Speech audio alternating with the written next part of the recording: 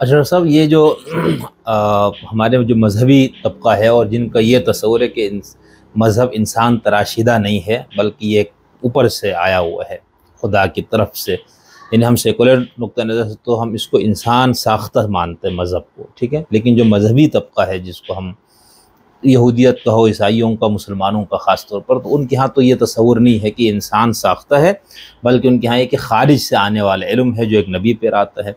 تو ان کے حساب سے اب وہ چیزوں کو جب وہ غلط اور حق اور باطل، جائز ناجائز کو جب ماپتے ہیں تو ان کے پاس پیمانہ، ان کے پاس وہ وحی ہے، الہام ہے، وہ مذہبی ٹیکس ہے۔ ایک وہ شخص جو مذہب کو اس مفہوم میں نہیں مانتا تو اس کے پاس پیمانہ کیا ہے؟ کسی چیز کو غلط یا صحیح کہنے کا یا حق اور باطل کہنے کا پیمانہ کیا ہوگا؟ دیکھیے، پیمانہ اگر ہم کہیں کہ نیوٹن نے جو حرکت کا قانون دریافت کیا، کیا اسے وحی آئی، کیا اسے الہام ہوا، کیا اسے خواب آیا، یا اس کو آئیڈیا آیا؟ ٹھیک ہے، اسی طریقے سے پاکستان کا جو خواب آیا اقبال کو، یا وحی آئی، یا الہام آیا، یا آئیڈیا آیا؟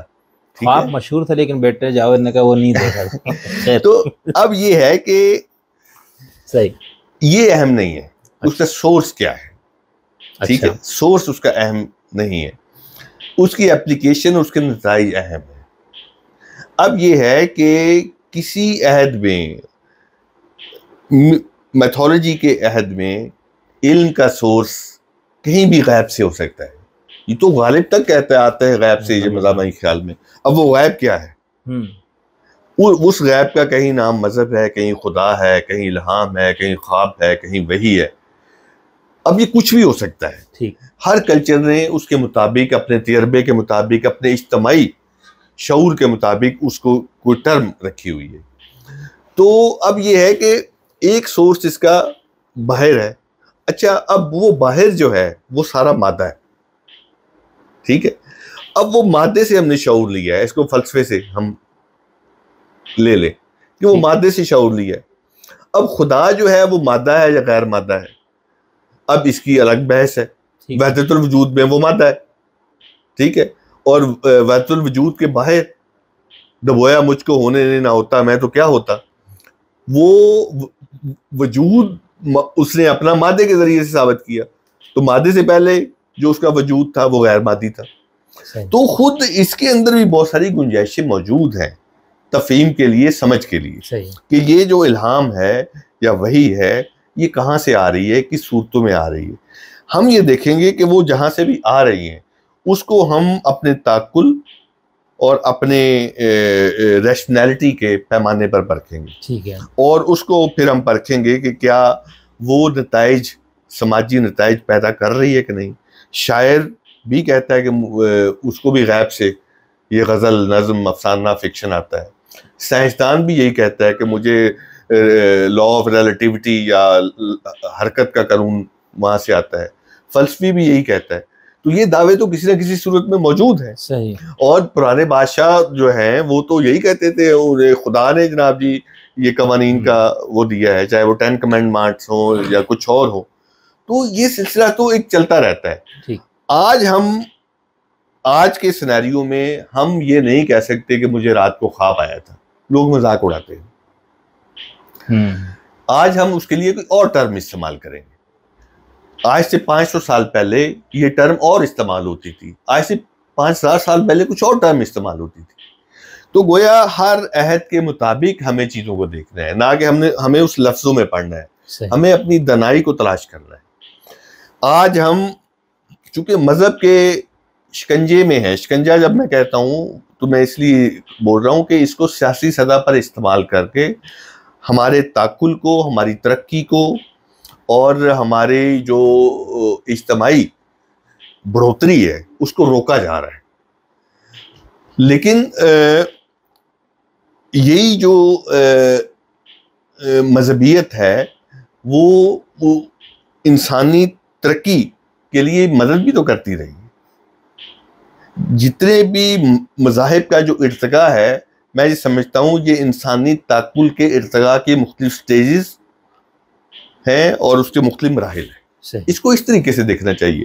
آج اس کا نام سائنس ہے, آج کل اس کا نام فلسفہ تھا, اس سے پہلے اس کا نام کچھ اور تھا. تو ہمیں اس وسیع تر تناظر میں دیکھنا چاہیے. صرف یہ ہے کہ آج ہم مائتھولوجی کو بطور علم لیتے ہیں, وہاں سے انسانی دانش, انسانی تجربے کو کشید کرتے ہیں. یورپ کے علماء جو ہیں وہ افریقہ کے جنگلوں میں جا کے سالہ سال ان وحشیوں کے ساتھ رہ کے, نیم وحشیوں کے ساتھ رہ کے ان سے دانش, ان کا وے آف لائف, ان کا تصور زندگی, ان کا تصور کائنات, ان کا تصور خدا سمجھنے کی کوشش کرتے ہیں. تو ہم مذہب کو اس حوالے سے سمجھنے کی کوشش کیوں نہیں کرتے؟ شاید وہ جہاں پر مذہبی استحصال زیادہ ہے وہاں پر ایک رد عمل موجود ہے. تو ابھی ہمارے ہاں ایک نارمل ذہن پیدا نہیں ہوا جو مذہب کو ایک علمی خزینے کے طور پر, تاریخی ورثے کے طور پر رکھ کر اس کی تفہیم کر سکے اور اس میں سے انسانی تجربے کو تلاش کر سکے. بہت شکریہ ڈاکٹر صاحب, بہت شکریہ. ڈاکٹر صاحب, ایک ترقی پسند مفکر ہونے کے ناطے ہمیں تھوڑا سا یہ بتائے, جب ہم مارکسزم کا لفظ استعمال کرتے ہیں, کمیونزم کا لفظ استعمال کرتے ہیں, سوشلزم, یہ 3-4, تو یہ کیا ہے؟ بنیادی طور پر تاریخ ساری جو ہے وہ طاقتور ایلیٹ کلاس جو ہے, طاقت اور ایلیٹ, ایلیٹ وہی ہوتی ہے جس کے پاس طاقت ہوتی ہے. تو طاقتور اس میں آتا ہے, دولت بھی آتا ہے. طاقت کی جتنی شکلیں, طاقت کی پرانی شکلیں کیا تھی؟ زمین, مویشی, ہتھیار, عورتیں, غلام. آج ہے فیکٹری, زمین, ٹھیک ہے, آج ہے معدنیات, آج ہے آپ کے اور جو جدید ہتھیار ہیں, آج ہے علم, آج ہے انٹرنیٹ, کمپیوٹر. شکلیں بدلتی ہیں, فیکٹریاں. تو طاقت کی جو بھی شکلیں ہیں ان شکلوں اس دور میں صرف ایلیٹ کلاس جو ہے وہی آپس میں ٹکراتی تھی اور مختلف جگہ پر قبضے کر کے وہ اپنا نظام چلاتی تھی. 2 طبقات تھے, ایک ایلیٹ جو 2-3% ہوتے تھے, باقی 97-98% عوام جو ان کے لیے کام کرتے تھے. اس کے دل میں آیا تاج محل بنانا ہے تو ساری قوم لگ گئی. اس کے ذہن میں آیا کہ دلی فتح کرنا ہے, 8-10 لاکھ فوج کٹھی کی, دلی فتح کر لی ہے. اور پھر لیکن جو رائل فیملی ہے, جو شاہی خاندان ہے, اسی نے حکومت کرنی اور اس کا خدمت گار ایک اعلیٰ طبقہ ہے, مینجمنٹ کا حصہ, باقی اس کے نیچے ایک وسیع مزارے ہیں اور غلام ہیں اور جیب خانہ کچھ ہے.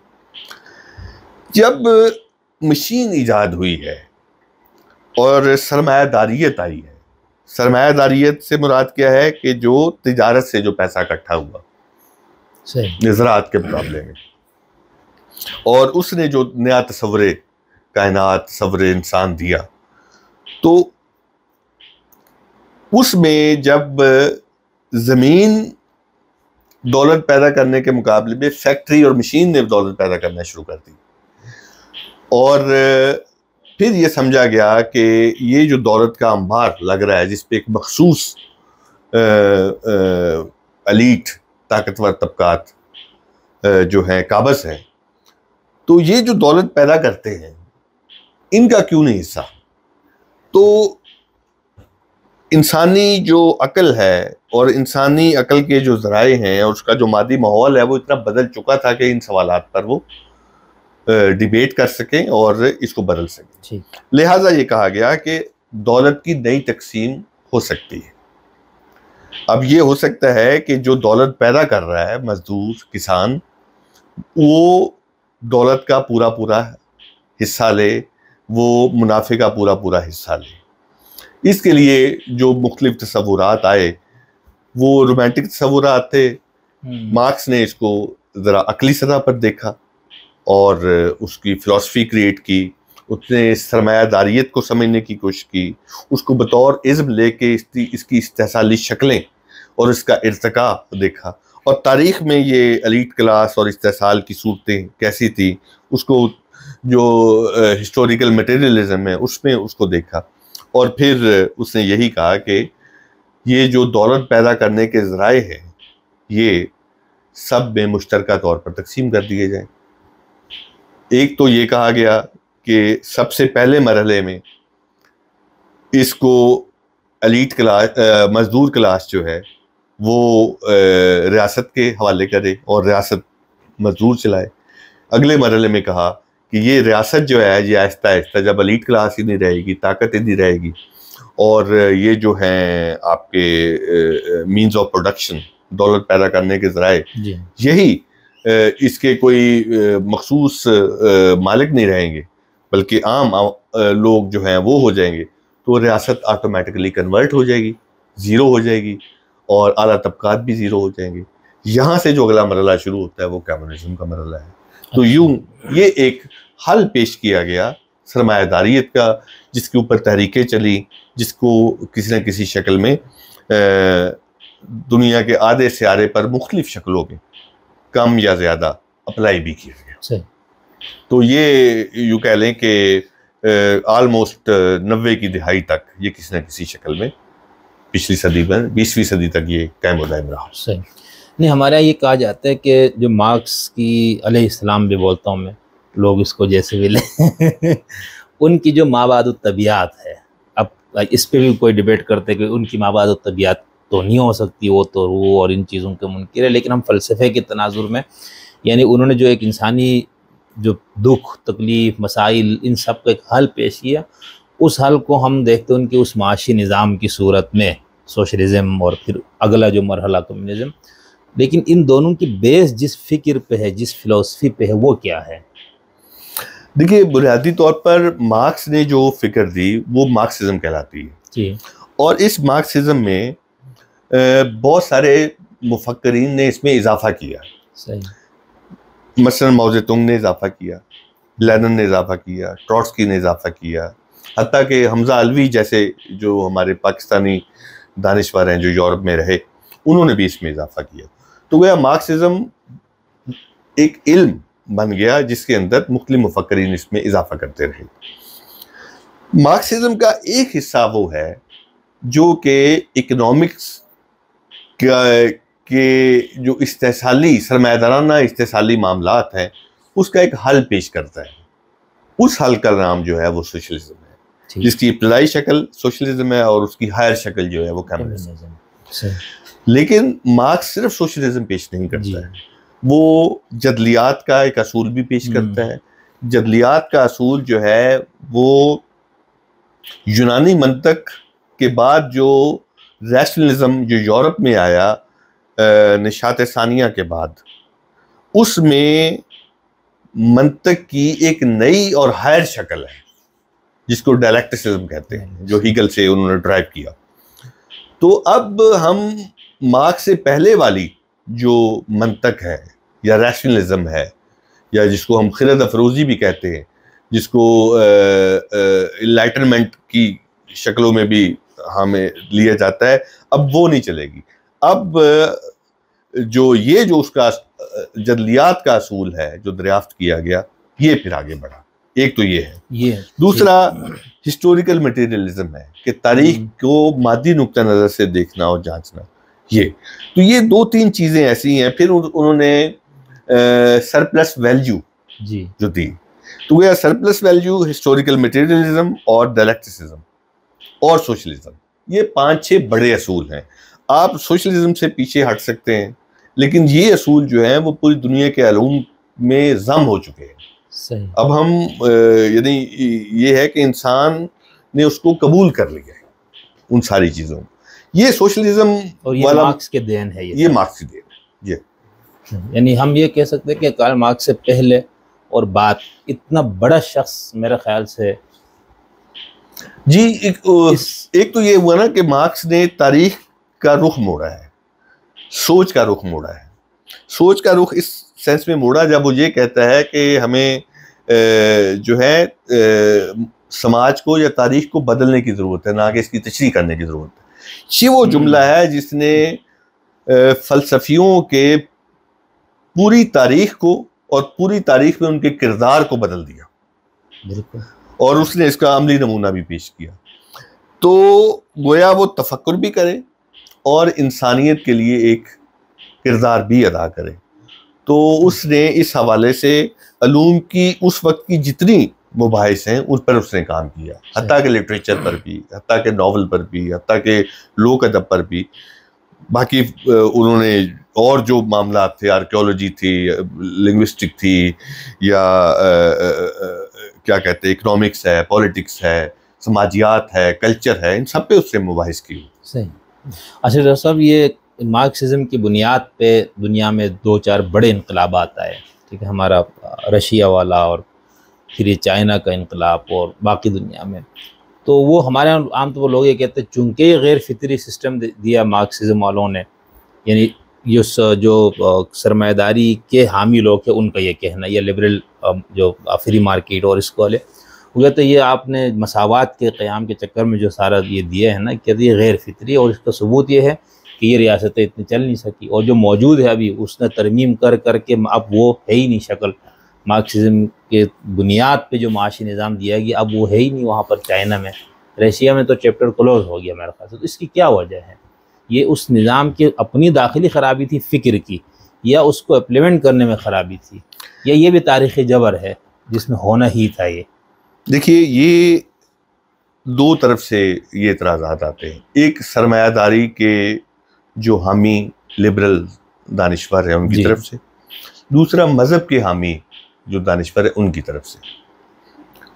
اچھا، اب مسئلہ یہ ہے کہ جو مذہب کے حامی ہیں کیا وہ اپنی ریاست کو قائم کر پائے؟ اگر کوئی قائم کر پائے تو وہ کتنا عرصہ چلی؟ یہ سوال ہم یہودیوں سے بھی کریں گے، ہندوؤں سے بھی کریں گے، جینیوں اور بدھسٹ سب سے کریں گے.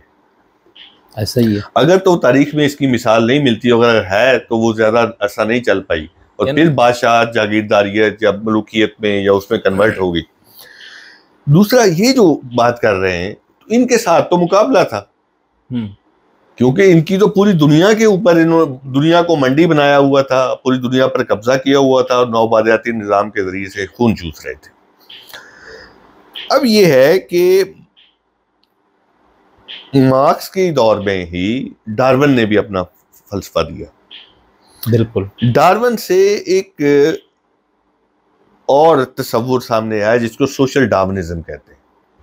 سوشل ڈارونزم یہ ہے کہ بڑی مچھلی چھوٹی مچھلی کو کھا جاتی ہے، صحیح، بڑی طاقت چھوٹی طاقت کو کھا جاتی ہے.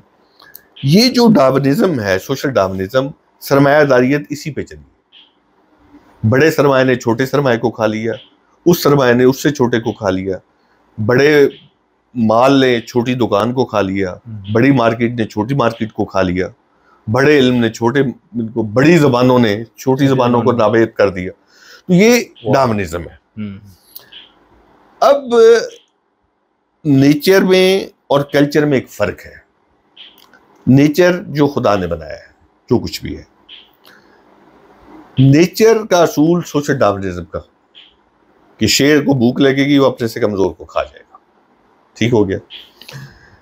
تو نیچر اپنی طاقت میں جب طغیانیوں میں آئے گی تو وہ کسی پہ رحم نہیں کرے گی، وہ اپنے اصول کے مطابق چلے گی. غریب مرے گا، معذور مرے گا، بچہ مرے گا، عورت مرے گی، جو بھی ہے. انسان نے جس کو تہذیب کہا کہتے ہیں ہم، وہ یہی ہے کہ اس نے کلچر ڈیولپ کیا، اس نے کچھ اصول بنائے، کچھ ضابطے بنائے. ان اصول اور ضابطوں کا ارتقا ہے جو دھیرے دھیرے 5000 سال میں ہمارے سامنے آیا، کہ ہم قتل کرنے کی بجائے دلیل دینے لگے، ہم اس کی گردن اڑانے کی بجائے اس کو سمجھانے لگے. ٹھیک ہے. تو اس نے جو ریاست کے، سماج کے، معاشرے کے، ثقافتوں کے اصول بنائے کہ اس کے مطابق آپ چلیں گے. وہ اصول شریعت کی صورت میں بھی آئے، وہی اصول مذہبی کی صورت میں بھی آئے، وہی سیکولر فارم میں ریاست اور بادشاہ کی طرف سے آئے، اور وہی مذہبی اس میں اخلاقی صورت میں بھی آئے اور مذہبی صورت میں بھی آئے. بخت نصر اس کو کسی اور انداز میں پیش کرتا ہے اور پیغمبر کسی اور انداز میں پیش کرتے ہیں، لیکن یہ سارے سماجی اصول ہی ہیں کہ آپ نے معاشرے میں کچھ اصولوں کے ساتھ رہنا ہے. یہ ہے تہذیب. اب گویا تہذیب کیا ہے؟ انسان کی خواہشات اور جذبے کے اوپر کنٹرول، کہ وہ کسی کی حدود اور حدود میں نہ جائے.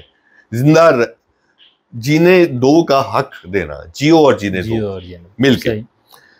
اب یہ ہے کہ سوشلزم سرمایہ داریت کے سوشل ڈارونزم کے آگے اس نے بند باندھا۔ سوشلزم ایک کلچرل چیز ہے، سرمایہ داریت کلچرل چیز نہیں ہے، وہ نیچرل ہے، وہ نیچرل ہے، کیونکہ بڑی طاقت چھوٹی کو کھائے گی۔ تو میں یہ سمجھتا ہوں کہ سوشلزم کے ذریعے سے ایک کلچرل پہلی کاوش یہ کی گئی۔ یہ پچھلے کاوشیں موجود ہیں صوفیاء کے ہاں، پیغمبروں کے ہاں، ولیوں کے ہاں، کیونکہ اس دور میں یہی دانشور ہوتے تھے، تو ان کے ہاں یہ کاوشیں موجود ہیں، پراپرٹی کے خلاف، ذاتی ملکیتوں کے خلاف، آپ سے زیادہ کچھ ہے تو دوسروں میں بانٹ دو، دنیا کی خواہش نہیں کرنی، دنیا داری کو برا سمجھنا ہے۔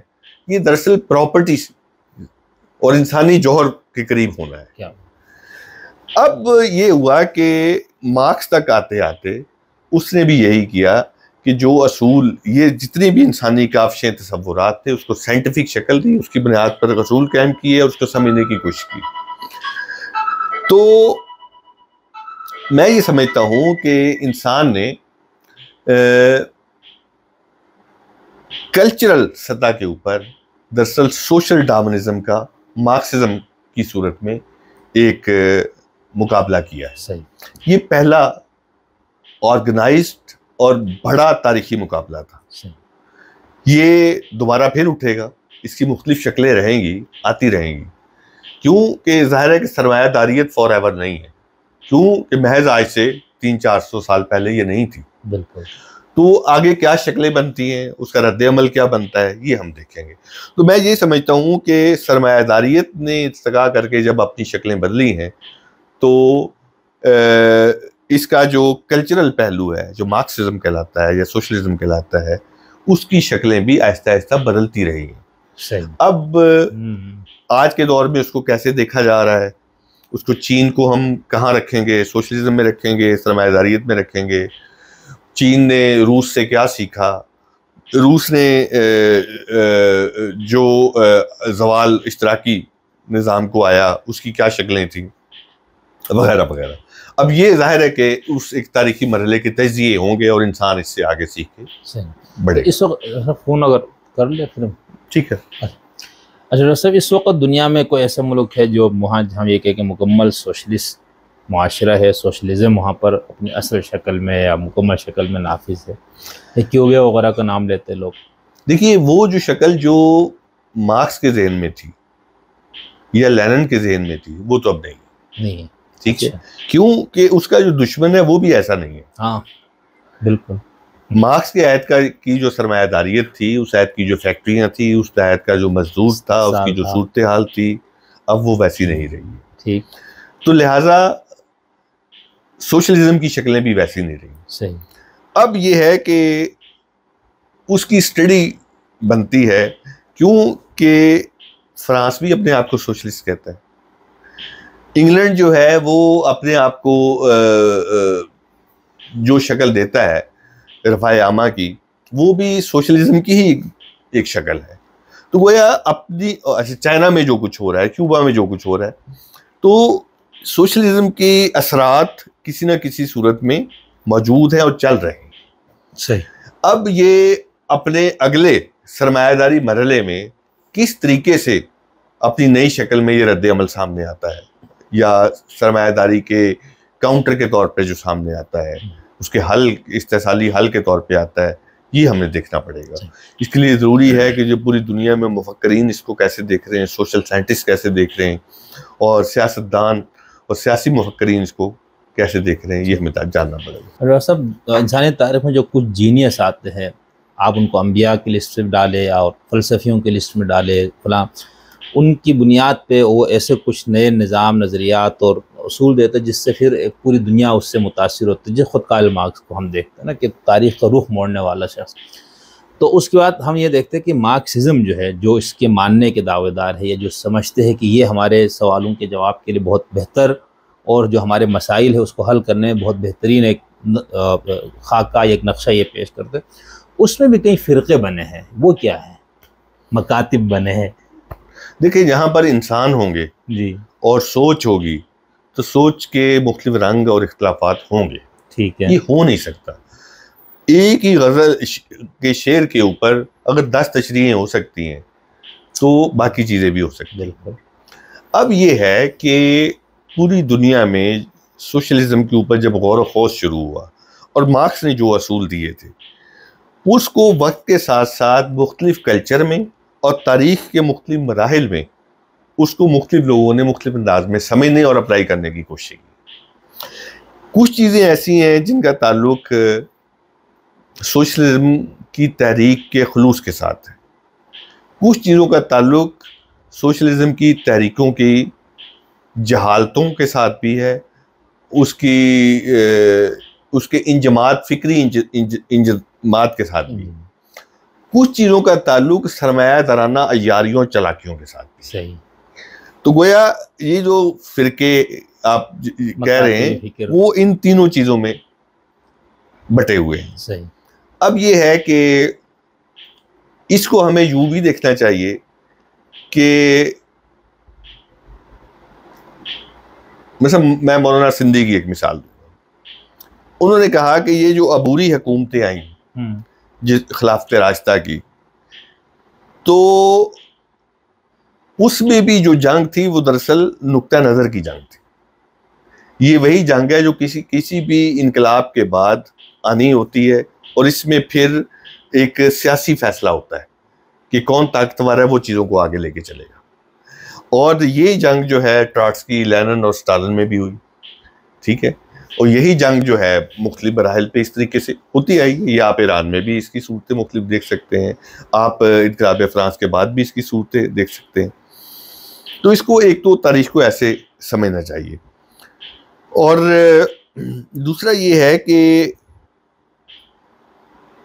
فی الحال ہم اس کو اس لیے دوبارہ اس ساری فورس کو, سیاسی فورس کو, ایک ہے فکری کہ فکر کو اکٹھا کر کے اس کو سمجھنے کی ضرورت ہے سرمایہ داری کی موجودہ شکلوں کے اعتبار سے. کیونکہ اب ہم کلونیلزم کے دور سے بھی آگے گزر کر اب ہم نیو لبرل اکانومی پہ چلے گئے.